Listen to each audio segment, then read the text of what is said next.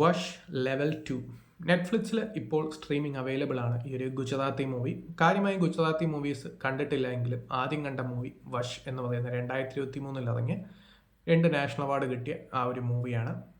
കൂടോത്രം, വശീകരണം അങ്ങനെയുള്ള സംഭവങ്ങളെക്കുറിച്ച് ബേസ് ചെയ്ത് ഒത്തിരി പടങ്ങൾ ഈ ഒരു ഔട്ട് ഓഫ് ഇന്ത്യ ഇറങ്ങുന്നുണ്ട്, മെയിൻലി ടർക്കിഷിലൊക്കെ.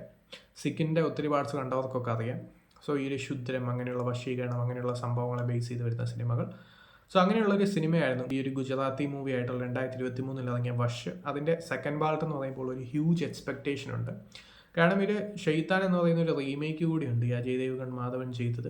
സോ ഈ വഷിൻ്റെ അത്രയും ഇല്ലെങ്കിൽ പോലും ഒരു ഡീസൻറ്റ് എക്സ്പീരിയൻസ് നൽകുന്ന മൂവിയായിരുന്നു ഷെയ്ത്താൻ.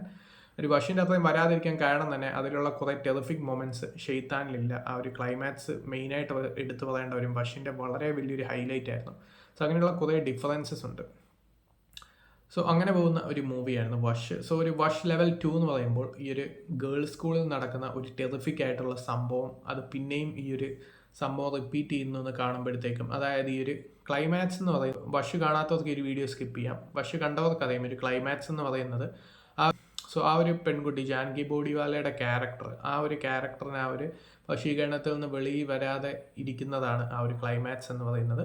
സോ അങ്ങനെയുള്ള ഒരു സംഭവം ഷെയ്ത്താനിൽ മിസ്സിംഗ് ആണ്. അതുപോലെ തന്നെ ഈ ഒരു ജാൻകി ബോഡിവാലയുടെ ക്യാരക്ടറിൻ്റെ ചെവി രണ്ടും അറുത്ത് കളയുന്ന ഒരു കൈൻഡ് ഓഫ് സീനുണ്ട്, അതും ഷെയ്ത്താനിൽ മിസ്സിംഗ് ആണ്.